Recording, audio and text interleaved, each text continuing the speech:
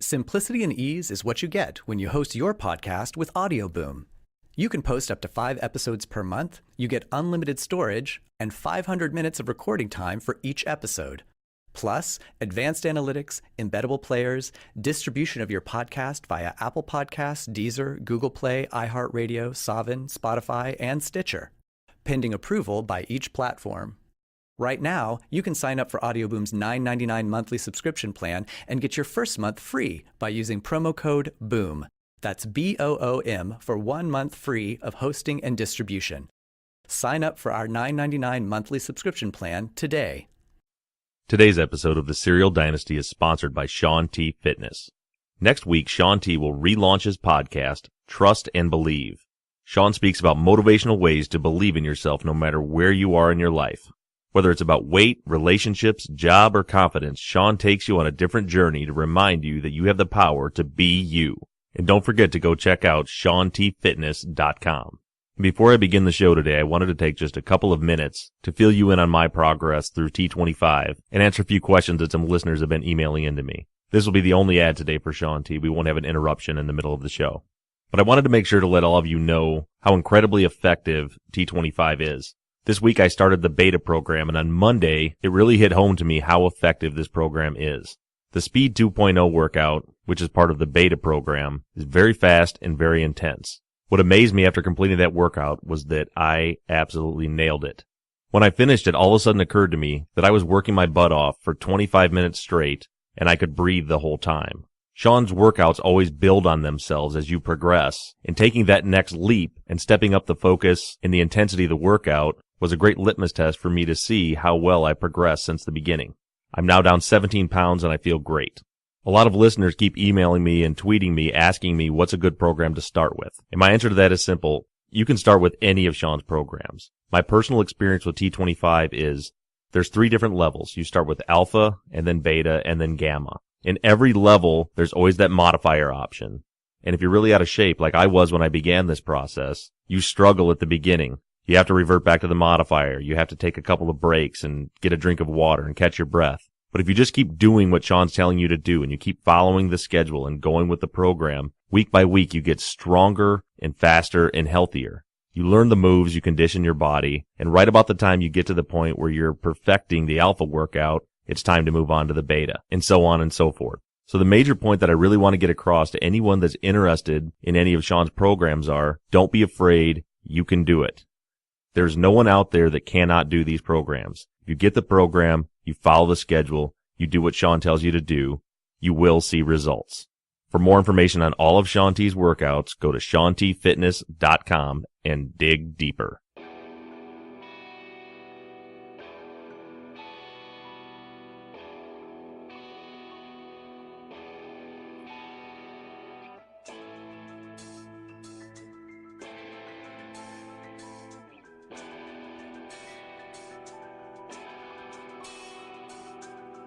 Hello everybody and welcome back to the Serial Dynasty.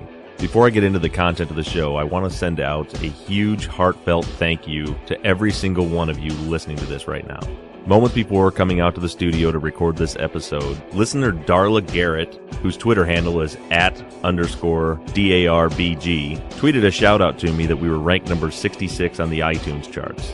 A little while later, another listener, Amy Keating Vugulaire, sorry Amy, I hope I got that right, whose Twitter handle is @AMOSON, tweeted that we're now at 52. For the first time in months, I jumped onto iTunes to check and see where we were at. And indeed, this show, our show, all of us. Because as I hope you realize, this show isn't just about me. It's not my show. All of the ideas and content come from all of us. Our show has moved up to the ranks to be ranked number 52 out of nearly 1 million podcasts on iTunes. And we're ranked number 5 in our category. I am absolutely stunned, honored, and humbled by this all at the same time. And I want to express my deepest gratitude to every one of you who have helped spread the word about our show and have built our audience to this level. A bigger audience means more minds, more ideas, and gets us closer to the truth. And now with all that being said, let's find some truth.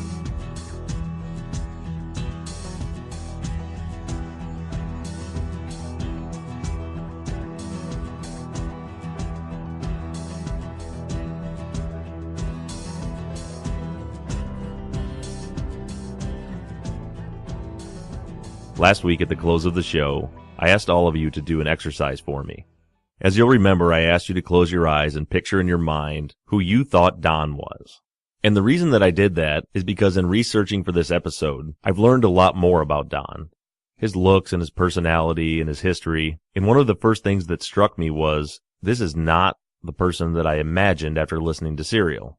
And not that it necessarily makes a difference in the case, but I just found it really interesting how easy it is to put a mental image in someone's mind just by speaking a few words. Don has been a mystery to all of us. He was one of those people in this case that we should know a lot about. He was Hayes' boyfriend.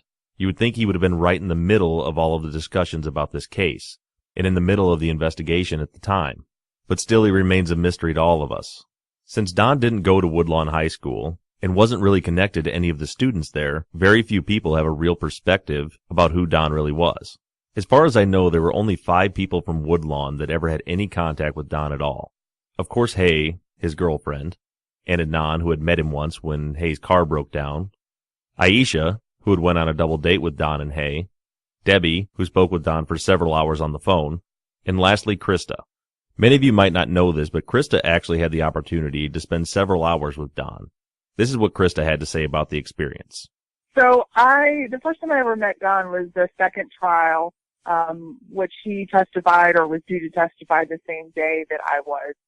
He showed up about halfway through the day. I can remember he had a girl with him, and I think I remember asking Aisha, like, who is that? Because he was not anything what I pictured him as. You know, the way that Hay describes him as being this dreamy, like, out of the ordinary to die for guy, and he, you know, like, back in the day, I guess, for anybody that grew up in the 90s, like Zach Morris from Saved by the Bell, he just wasn't. He was kind of like just an average guy. Nothing completely falling about him, just a regular Joe.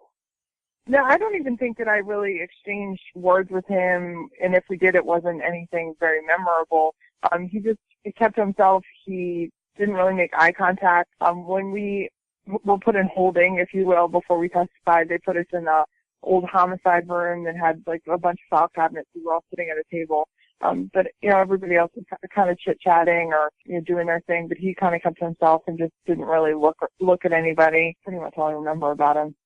You know, all I had were mental images of how Hay described him. The only one that met him while Hay was still alive, to my knowledge, was Aisha when they went on a double date like the week before Hay was murdered. There was a memorial service at school mid-March, and Hay's family came, and a couple of people from outside the school, but Don did not attend, as far as I know. So Krista had a very similar reaction to me when she met Don or got to see Don for the first time. One thing that's obvious is that Hay was absolutely infatuated with Don. At least that's the way it appears from her writings in her diary. And now, sadly, her diary is the only source we have to hear Hay's words. Hay was an amazing girl who seemingly always found the best in people. She saw beauty in everything that was before her eyes. My reason behind pointing out that the reality of Don didn't necessarily fit Hay's impression of Don, possibly in some other people's eyes, really isn't about Don at all. It's about Hay. It's so sad to think about such a talented, wonderful human being losing her life so early. The more that I dig into this case, the more I realize what a bright and shining star Heyman Lee really was, making this tragedy all that more heartbreaking. And to be clear about the shift in tone and focus of this show, the direction that we're going now is about Hay. It's all about Hay. It's about truth. It's about justice. It's about finding the person that took this bright and shining star away from us. So for those of you that may be uncomfortable with exploring other theories and investigating other suspects, I'm sorry that you feel that way. As I mentioned a few episodes ago, I've spent months upon months and 15 weeks on this show investigating Adnan. If I still believed there was any chance whatsoever that he had anything to do with this murder, I would still be focusing on Adnan. But I believe that he had nothing to do with this. I believe that he's innocent, and that means someone else is guilty.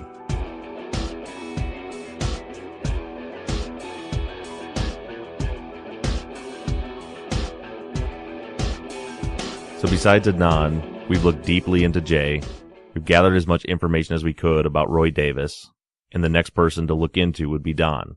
So in today's episode, much like the Roy Davis episode, I won't be drawing any conclusions. I'll just be presenting evidence for you to consider. After today, hopefully we can decide whether Don is a suspect that can be ruled out as he was by the Baltimore Police Department, or maybe he's someone that requires a little more looking into. So who was Don? Like Krista, after listening to Serial, I pictured Zach Morris. I pictured some kind of a surfer guy, flowing blonde hair and blue eyes, very popular, girls constantly fawning over him. And that may not be the way you pictured him, but that's just the mental image I had in my mind. As it turns out, I've had a really hard time finding out who Don was. I first started with high school. When I looked through his class photos, the first thing that struck me was that my mental image of Don could not have been any more wrong. Not that Don was a polar opposite of all that or anything like that, but just that he was completely different in appearance than the way that I pictured him. So then I started reaching out to Don's classmates. I sent messages to 46 of Don's classmates. 14 of them got back with me. And what was amazing to me was that only 1 out of the 14 remembered Don, remembered any personal interactions with Don. 13 out of the 14 students that I spoke with either said that they didn't remember him or that they knew who he was, but they literally don't think they ever spoke with him during their entire school career. I sent them yearbook photos to try and jog their memory, and I got a lot of, "Oh yeah, I remember that guy, but I don't think I ever talked to him, and I don't know who his friends were or who he hung out with." And I couldn't believe that not one single person in a relatively small class really knew Don, or at least knew who his friends were. As I mentioned, I did have one student who did remember Don. They weren't friends, but he said he spoke with him once, and he remembered it very specifically. This classmate didn't want me to say his name, but he agreed to let me read what he had written me on the show today. This is what the classmate wrote after I asked him if he was in any clubs or sports. He replied with, "No, definitely not a club or sport type. He would have been under the emo stereotype back in school. Also, he wasn't really from Bel Air, so he distanced himself from most. I remember one conversation I had with him, and he said he had been friends with a Klan member in the past, which is why I stopped talking to him. That was the only person that I was able to get a hold of that had any personal experience with Don. While I don't know what to think about the Klan member reference, it could have been a joke or who knows, the rest of what this guy told me seemed to fit with what I was hearing from all the other classmates. In high school, Don seemed to keep to himself and wasn't really close to anyone. Now, that doesn't mean that that's exactly accurate. He could have just been in different circles, and those might have just been the people that I didn't get through to or didn't get back with me. But my goal as we progress through the show today is to present you with all evidence, good or bad, that I've been able to find. I'm only going to tell you what I know. After high school in 1997, Don got a job at LensCrafters. After that, I really don't know much about him until 1999 when Heyman Lee went missing. It's not that there's any information that's good or bad, it's just that we don't have any. So getting back to what we know, let's walk through Don's day on January 13th, 1999. And we'll start that timeline when Haley's family contacted the police. We all know that Hay didn't show up to pick up her cousin at 3:15 at the Early Learning Center. It was about 5 o'clock in the afternoon when her family got worried, and they called the police. Around 6 o'clock, Officer Adcock from the Baltimore County Police Department reported to the Lee residence. We know that he made a couple of calls to Adnan. We know that he called the Owings Mills LensCrafter store, the one where both Don and Hay worked, and we know that he called Don's house. Reading from Adcock's police report, it says, "Mr. Lee advised me that his sister is dating Don from her work. I attempted to call him at his home number, but had negative results." And it's in another report where he says that he also called the LensCrafters location at Owings Mills. Later that night, Officer Adcock made another report. It says, "I spoke to victim Lee's boyfriend, Don. He advised me that he does not know the whereabouts of Miss Lee. Don advised that he talked to Miss Lee last on January 12th, the night before. It should be noted that I spoke to Don on 1/14/99 at 1:30 in the morning." So what we know for sure is that Officer Adcock tried to call Don at home and tried to get a hold of him at LensCrafters, and then Don got back with him at 1:30 in the morning. And that's also all that Adcock knew at the time. The next day, later on January 14th, a different officer, it's hard to read the writing on the report, it looks like Officer Waters, got in touch with Don again. His report says the victim's boyfriend, Don, advised he has not seen the victim since the 12th. Hartford County Sheriff was requested to search the area surrounding his neighborhood for the victim and or her vehicle. At this time with negative results. No further at this time. So at this point we have a call to Don's house, a call to LensCrafters. Don gets in touch at 1:30 in the morning, and later that day he speaks to Officer Waters, and he tells him the same thing, that he hadn't seen her since the 12th. One thing that I found interesting while trying to piece this timeline together is the fact that it seems inconsistent from what Don told Sarah on Serial. Sarah stated that Don told her that when he got the call from the police, he immediately recalled his day. He made sure he noted everywhere he was that day and basically alibied himself. One thing that I see that's missing from both of these reports is Don telling the police officers that he was at work at LensCrafters that day. Now, in his defense, it doesn't seem like they asked him. Neither of these reports indicate that they asked him where he was during that day. But I just found it an odd inconsistency with his statement on Serial. The next appearance of Don in the investigation happens on January 22nd. So 8 days have passed since his last contact with the police. At this point, it's Detective O'Shea that's contacting Don. In this interview, Don reiterated that he hadn't seen Hay since the 12th. He mentioned that she had a fight with her mom.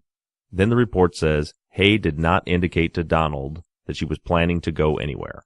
And then here now, Don's third contact with the police is the first mention of him working that day. The report says, on January 13th, Don went to work at the Hunt Valley LensCrafters store. Don did not speak with Hay while he was at work. Don worked until approximately 1800 hours.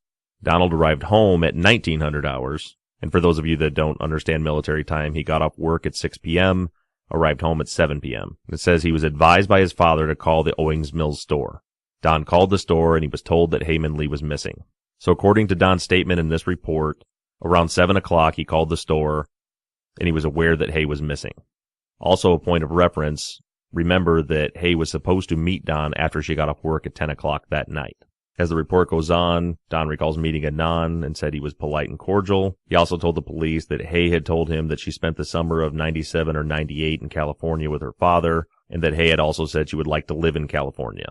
The last note says O'Shea met with Don in person on February 4th at the Owings Mills LensCrafters store, and the information obtained was the same as provided in this correspondence. So if that date doesn't stick out in your mind, February 4th was the day of the press release, the news report. It's 5 days before Hay's body is found. And it's also the day where the NCIC search hits were made on Heyman Lee's license plate up near Bel Air.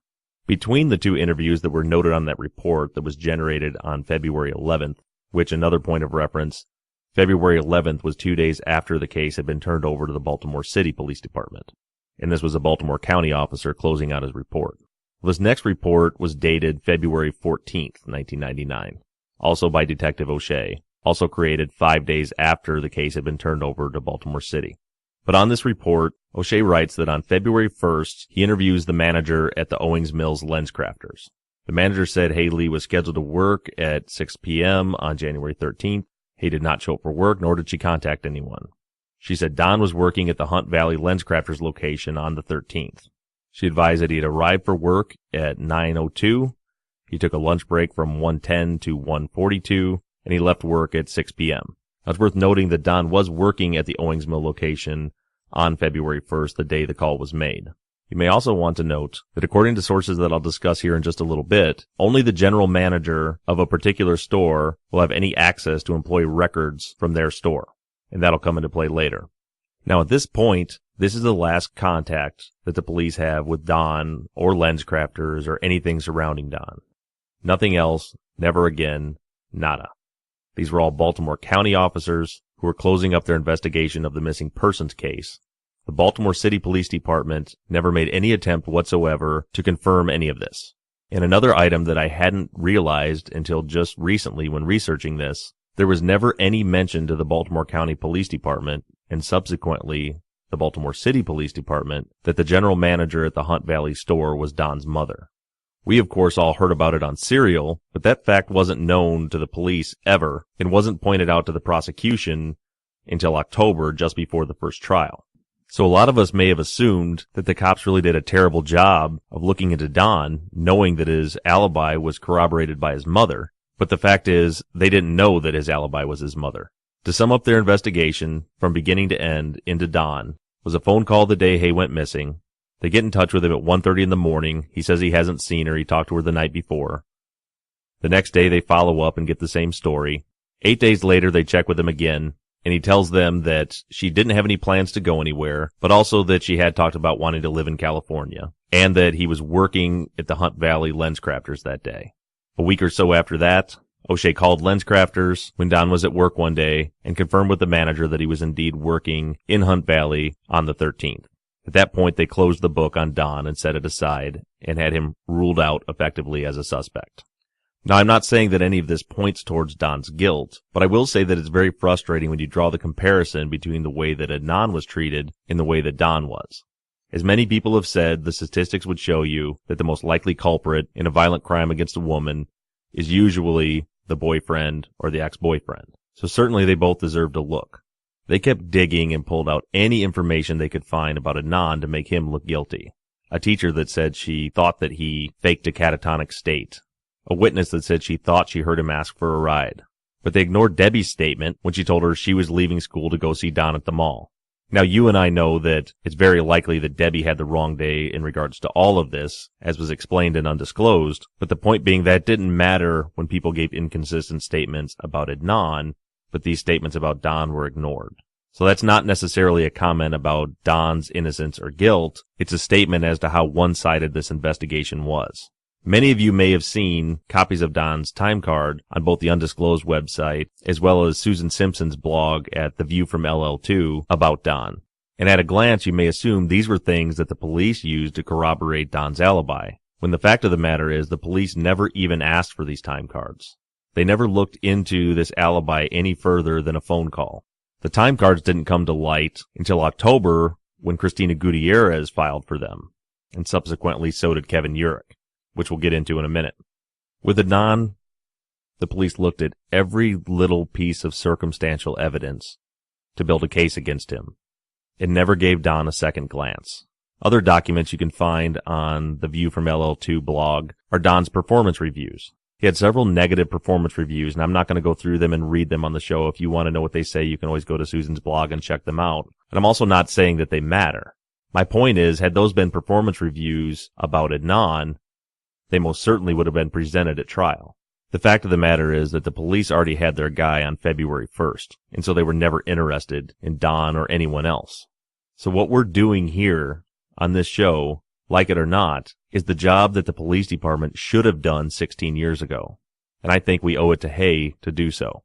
So way back at the beginning, before the anonymous tip came in, why wasn't Don looked into? And the answer to that is that Don had an alibi. In March of '99, the defense's private investigator, Andrew Davis, went to the Owings Mills store. The manager told Davis that only the general manager could provide the information he was looking for, and told him to contact O'Shea. Davis's next note in his report says that he spoke through a police department official involved in the investigation. It doesn't say who. I'm assuming that it wasn't O'Shea, because his note right above it says they told him to contact O'Shea, and he says he talked to a police official involved in the investigation. So I'm assuming this was a Baltimore City cop, but it's just an assumption. The report says the police department advised Davis that Don's alibi was confirmed, and they were confident that they had an airtight case against Adnan. So that was the state of mind of the police in March. Don had an alibi, it was confirmed, and they had an airtight case against Adnan, so it didn't matter. So in my investigation, from here I went to the only logical place I could go. Check out Don's alibi, and see if it really was confirmed. The confirmation of Don's alibi lies in one sheet of paper.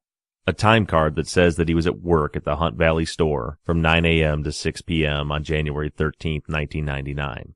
That one sheet of paper is the confirmation of Don's alibi. Now you might say there's some confirmation from the manager working at Owings Mills when O'Shea called them back in February. But as I read in the notes, the manager didn't say that she remembered him working, or yes, she could confirm that he worked. She gave specific times down to the minute, which means she was reading off of something. What she was reading off of had to have been Don's timesheet, because the exact times that she gave are the exact same times that are listed on his timesheet. So let's take a look at the timesheet. The first appearance of Don's time records was on October 4th when Gutierrez received them from LensCrafters. What Gutierrez got from LensCrafters was a timesheet that showed on Wednesday, January 13th, 1999, Don did not work. 0 hours that day. Now at the same time the defense got these, Urich also got them. Somehow he had figured out that Gutierrez had filed for them, even though she filed them in a way that was supposed to keep them sealed from the prosecution. She requested this from the judge approved for them to be sealed. Yet at the same time she filed for them, so did Urich. So Urich got the same report. Don wasn't working. 2 days after that, Gutierrez got another timesheet for Don from LensCrafters with a note that said, please find enclosed an additional timekeeping record. This timesheet shows that Don punched in on January 13th, 99 at 9:02 a.m., took a lunch break from 1:10 to 1:42, and punched out at 6 p.m., which confirms the times that were given to O'Shea back in February. Case closed. Or seemingly so. But there's still a little bit more to this story. The next day, Urich received another packet from LensCrafters as well. In Urich's packet, there was a cover letter written directly to him. The letter reads, in response to your subpoena requesting Don's timekeeping records, please find enclosed an additional record. As stated in our telephone conversation, Don was loaned out from store number 143, which is the Owings Mill store, to store number 128, the Hunt Valley store, on January 13th and January 16th. So you can tell from the letter that Urich called LensCrafters after he received the first timesheet. And what I draw from that is that he asked them to search further for another timesheet. So LensCrafters obliged. They found the second timesheet. They sent it along. And then they included another paragraph. It says, also enclosed is the weekly schedule for the Hunt Valley Mall location. It notes the employees who worked on January 13th. In particular, Charles, the lab manager, Deborah, the sales supervisor, and Anita, the general manager, and also Donald's mother. Donald's mother is written in bold font. So I found this interesting. Urich gets the timesheet that shows that Don wasn't working and asked for them to look for another timesheet. Gutierrez didn't ask for this. Urich did. So the response was to send this extra timesheet along when they found it. But then they decided on their own to send along with it the work schedule for all of the employees at Hunt Valley for that week, the timesheets for the managers, and made sure to point out in bold letters that the general manager was Donald's mother. None of us can know why they did this, but it feels to me like it could mean they were saying, okay, here's another timesheet, but you may want to check with all these employees, and by the way, Don's his mother, and look, he's not on the schedule. That absolutely does not mean that that's true. That's just the impression that I got from it.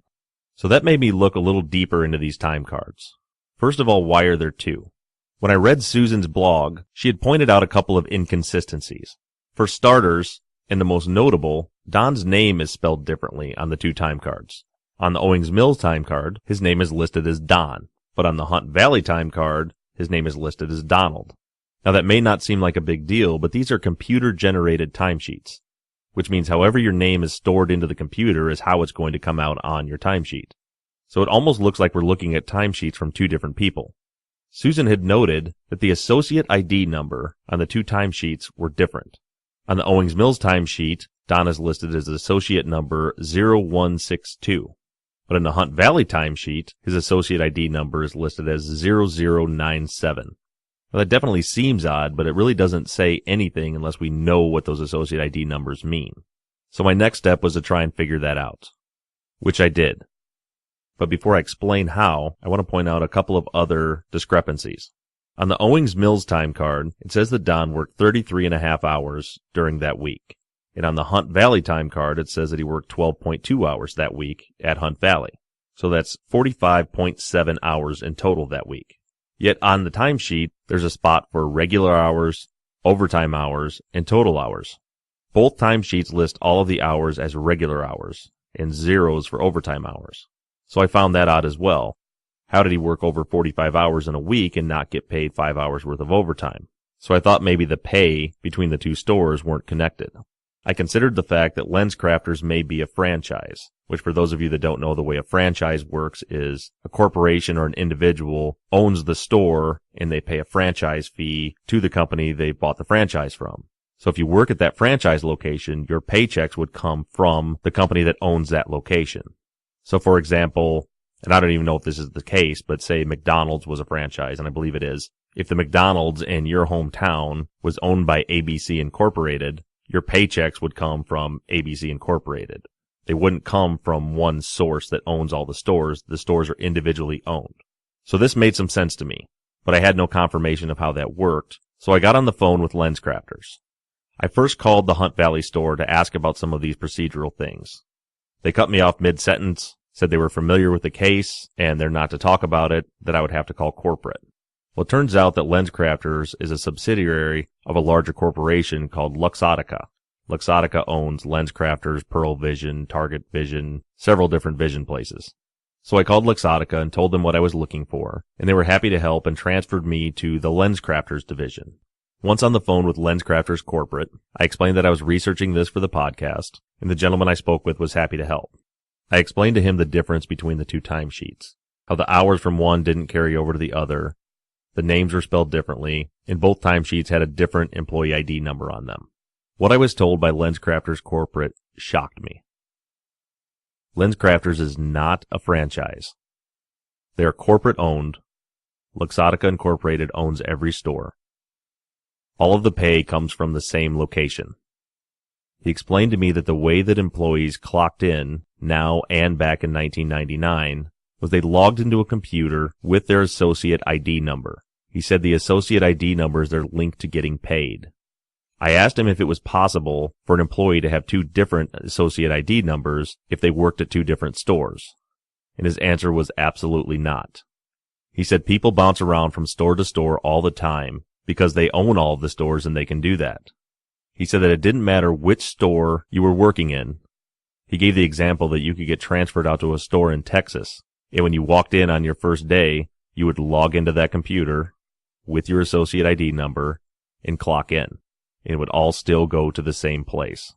I asked him if there was any reasonable explanation for one employee having two different associate ID numbers. And his exact words to me were, if you're looking at two timesheets for the same employee with two different associate ID numbers on them, one of them has been falsified. I asked him again if there was any other possible explanation for this, and he said absolutely not. No employee can have more than one associate ID number. I also asked him about the overtime and the hours being spread across two different timesheets. He again confirmed that these must be a forgery because you log in with your employee ID number, and every employee has one. No matter which store you work at, all of the hours will appear on the same timesheet. And yes, anything over 40 hours would have been put into the overtime hours column. Don's entire alibi was wrapped up in this one piece of paper that was just confirmed to be false.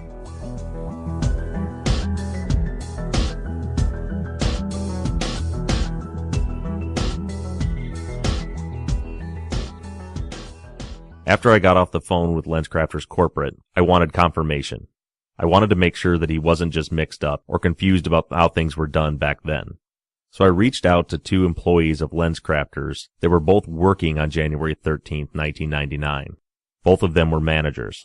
I first got a hold of the retail manager that was working on January 13th, 99.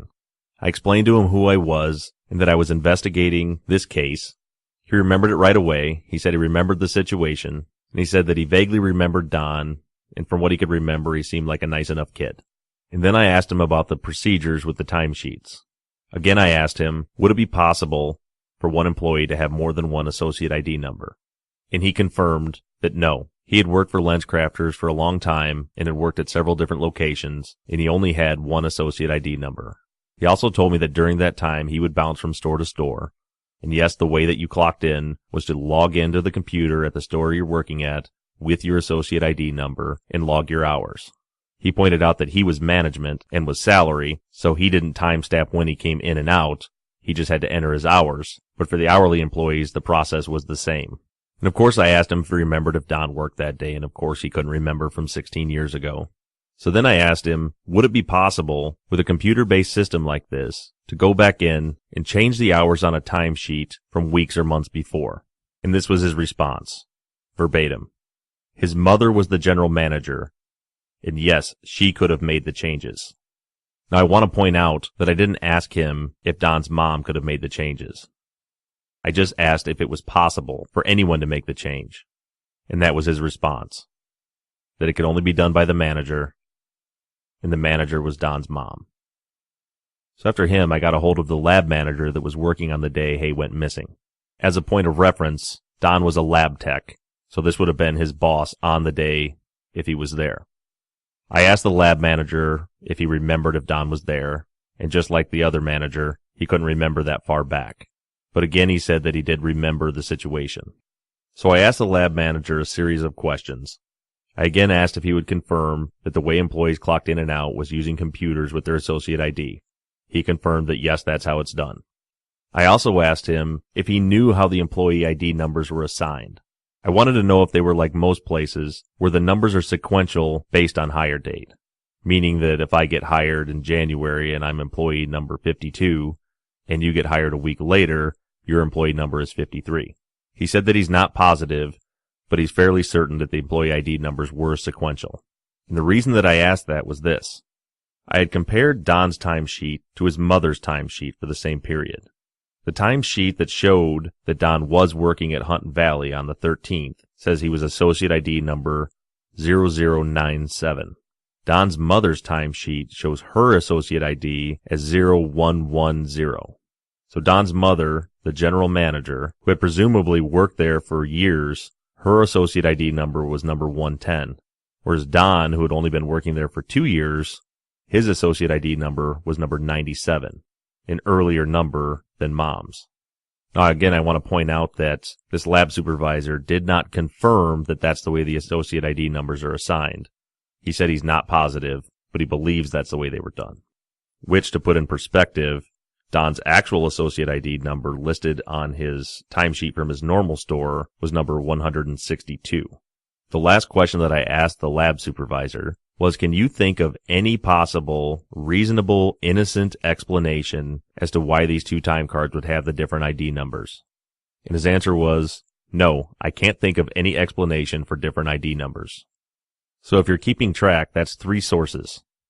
LensCrafter's corporate, the retail supervisor that was working on the day of the crime, and the lab supervisor that was working on the day of the crime.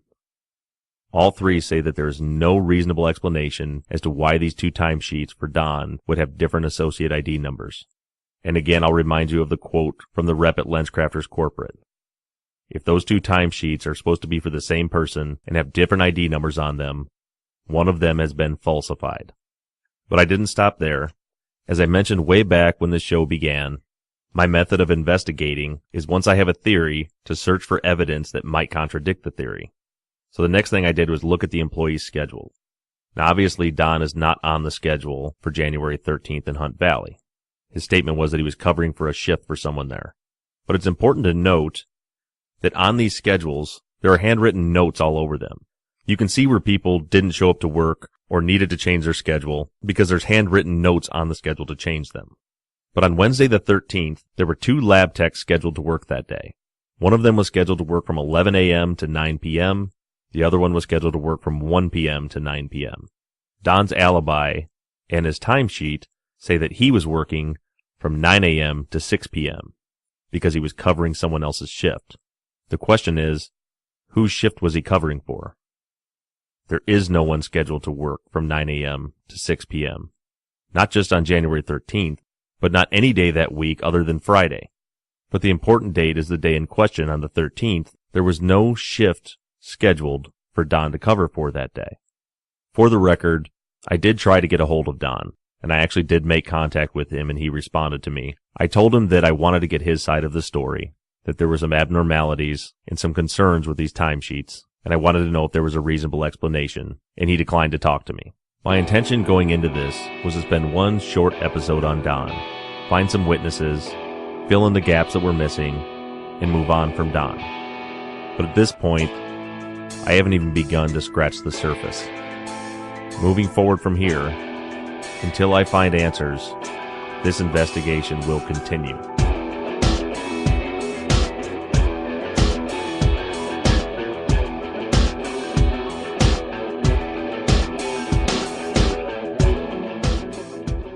Next week on the Serial Dynasty, we'll be continuing this investigation. I want to thank Johnny Rose of Slightly Subversive Music for creating all of the music for the show. Thank you to Tate Krupa for creating our logo. Thank you to Jill at Pod Transcriptions for generating all of our transcripts. Thank you to Sean T and Sean T Fitness for funding this program. Don't forget next week to check out Sean's podcast, Trust and Believe, and be sure to visit his website, SeanTFitness.com. I want to thank all of you again for listening. Remember, if you want to send in any thoughts or theories to me, you can reach me at theories@serialdynasty.com. You can catch me on Twitter @SerialDynasty. And for those of you that don't have a Twitter, you should take a few minutes and create one. It's a good, quick way to keep in touch And also, Twitter is linked to a newer app called Periscope, where I can live stream video and answer questions in real time. I haven't set a date to do this yet, but it's something that I'm considering. So if you're interested in participating in a Periscope with me, shoot me a message and let me know. For now, I'm signing off, and until next week, this has been the Serial Dynasty.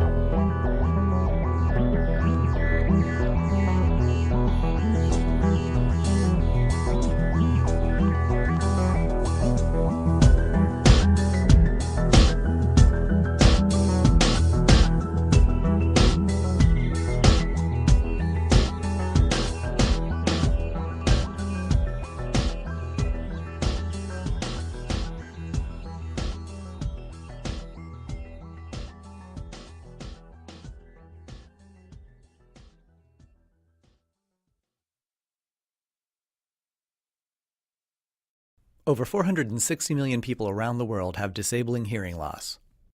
Starkey Hearing Foundation provides hearing aids and hearing-related health care to millions of patients in over 100 countries. But they need your support to continue helping those in need. Give the gift of hearing by donating to the Listen In campaign. Go to listenincampaign.org to donate today. That's listenincampaign.org.